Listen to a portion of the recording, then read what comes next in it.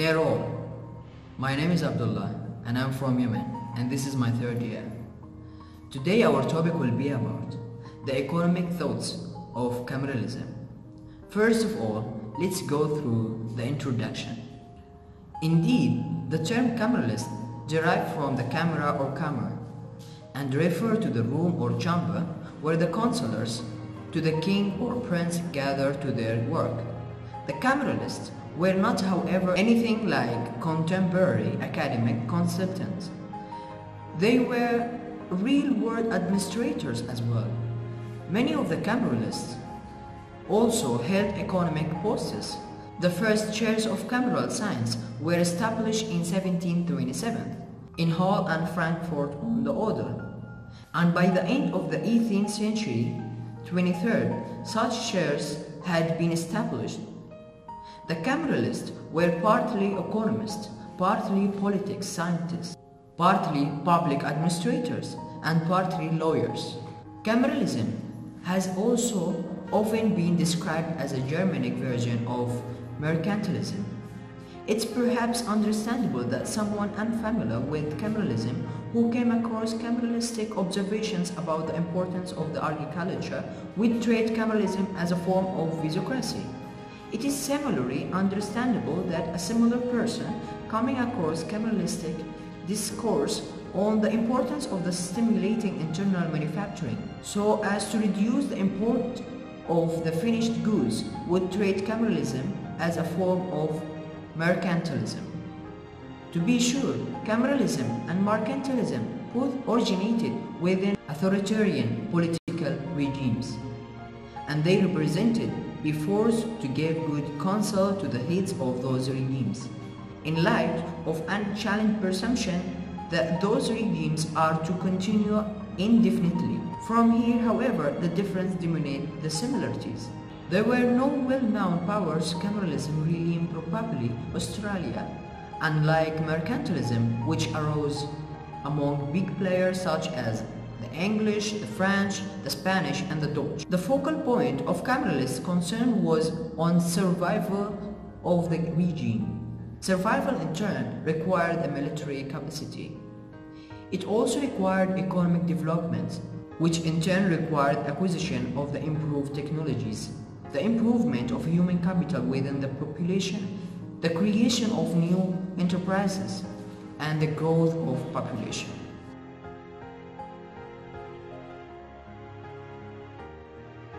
Population and the division of labor. The Cameralist proceeds much more by the statement and elaboration of practical maxims than through the construction and logical manipulation of the analytical models. For instance, the Cameralists generally favored growing populations, but did not articulate any model that characterized the impact of population growth upon Cameralist objectives. It is most likely that Cameralist writers simply impressed an empirical belief that a growing population would be beneficial in their states, particularly in terms of the conditions that obtained at that time throughout the Cameralist lands. It is also possible, however, to read some inchoate notions of increasing returns into Cameralist support for growing population. There are numerous claims that a growing population provides a particular stimulus to production that otherwise would be lacking. The absence of a highly systematic approach makes it difficult sometimes to determine whether differences among particular Cameralists are truly substantive, or rather represent simply different ways of asserting the same thing. Take, for instance, the goals of Cameralist policy.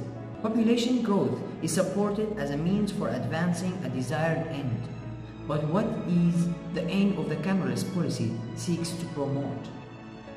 Compare in this respect two of the primary late Cameralists, Johann Giesti and Joseph Sonnenfels. Giesti, 1782, asserted that the primary goal of cameral policy should be the happiness of the states and its subjects. In this one could well imagine a closing coming from Jeremy Bentham. Giesti did not, however, engage in efforts at weighing utilities across rulers and subjects. Rather, He asserted that in a well-conducted state, one governed by Cameralist principles, the happiness of all would rise and fall together.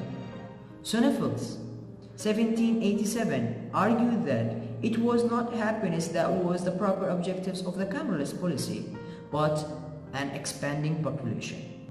A happy population would be incidental and automatic byproduct of growing population as a matter of empirical conduct at the time. The programs of Justy and Sonnenfels were indistinguishable.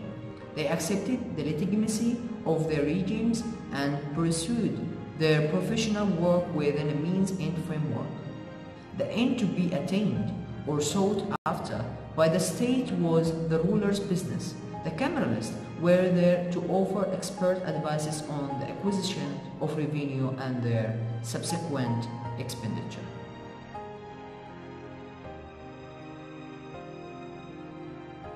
And now let's talk about the revenues, public finance, and taxation. The heavy use of net revenues from state enterprises to finance state activities was the central features of the revenue side of Cameralist public finance.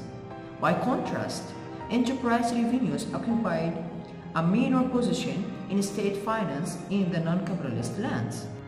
Revenues from agricultural enterprise comprised generally between 2 and 4% of total revenues in the non-Cameralist lands. By contrast, net revenues from farm enterprise were some 5 to 10 times more significant in the former Cameralist states. Cameralist public finance treated state land and enterprise as a principal source of revenue, and most certainly not as objects of subsidy. If one were to construct a model of the Cameralist vision of the state, it would look like a model of a business firm. The state's land were a potential source of revenue. Forests could be harvested, game could be caught, and mines could be built and worked. The ruler would also sponsor an assortment of commercial enterprises, including such things as the operation of the glassworks or brewery. Taxes occupied a secondary position as a source of revenue. Taxes were a last resort option for a public finance and not the first source of revenue. In any case, the state contains many business enterprises within its boundaries, and with the state itself being one of those enterprises. The state's enterprises are to be the primary source of revenue for the state. It was understood that the state would have significant expenses associated with its activities. These expenses, however, were not to become drained upon the private means of subjects. They were to be met from the lands and enterprises that constituted the state's property. It was perhaps out of recognition of realities of power that there was no absolute prohibition on taxation. Rather, there were various statements that taxes would be limited and low, for otherwise they would bring harm to the state and its subjects. It is instructive to compare the approach to taxation taken by Johann Justy and Adam Smith, particularly with respect to the limits placed on the use of the power to tax. Smith, of course, is one of the premier figures of classical liberalism, and it is hardly surprising that his maxims of taxation are widely thought to serve as strong limits on the power to tax. Smith's four maxims of taxation have been stated repeatedly in public finance texts since he first articulated them in 1776. These are as follows. First, tax should be levied in proportion to property. And the second, tax should be certain and not arbitrary. The third, a tax should be convenient to pay.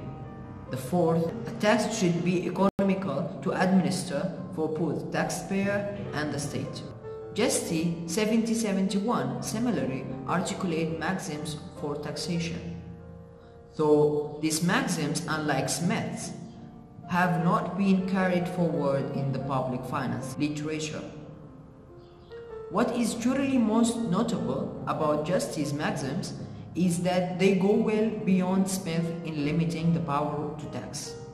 While the precise arrangement of Justice's maxims differ from Smith's, Justice's maxims cover all of the territory covered by Smith's maxims, and then goes well beyond Smith in limiting the power to tax.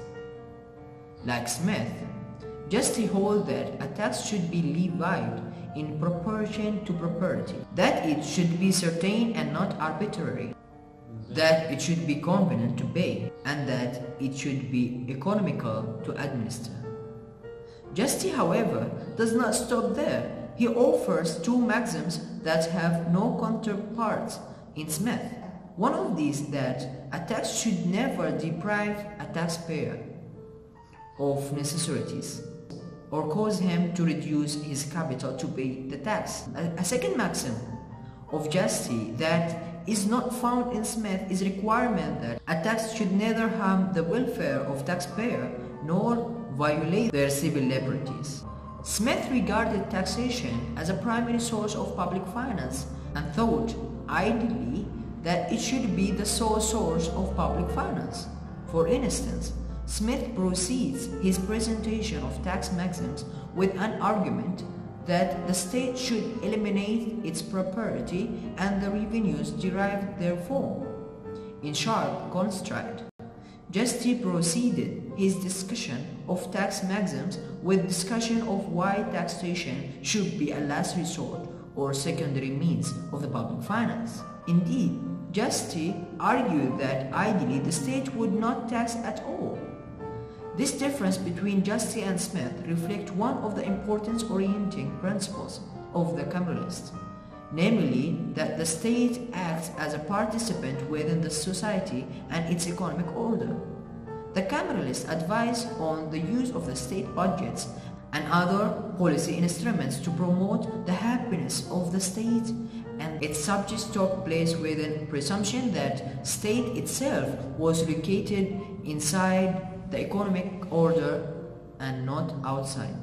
The state is but another participant within the economic order of society. Civil society and the state are no separable and co-emergent. This treatment of the state in relation to civil society contrasts sharply with the various contemporary constructions, where state and society are treated as autonomous and independent from each other. In this alternative construction, the state intervenes into civil society and its processes. This distinction between the state as participating within the economic order and the state as intervening into the economic order has numerous implications and ramifications, one of which concerns the generation of state revenues. The Cameralist ideal, recognizing that practice rarely, if ever, conforms to ideas, was the state as a peaceful and productive participant within the economic order. The Smithian ideal was the state as violent forces for intervention into the economic order. A great deal of the Cameralist emphasis was placed on what is now called human capital, though it would not be appropriate to import too much of conceptual framework into the Cameralist works. A good deal of this emphasis stemmed from the concern with population. A growing population was desirable, to be sure, but that population in turn had to possess useful skills and talents, to be healthy, and to possess an industrious attitude. While the Cameralists devoted a good deal of attention to such kinds of topics, they did not employ anything remotely resembling contemporary models or techniques. Still, a great deal of the Cameralist discussions concerned the contribution of various expenditure programs to the well-being of the states and its subjects.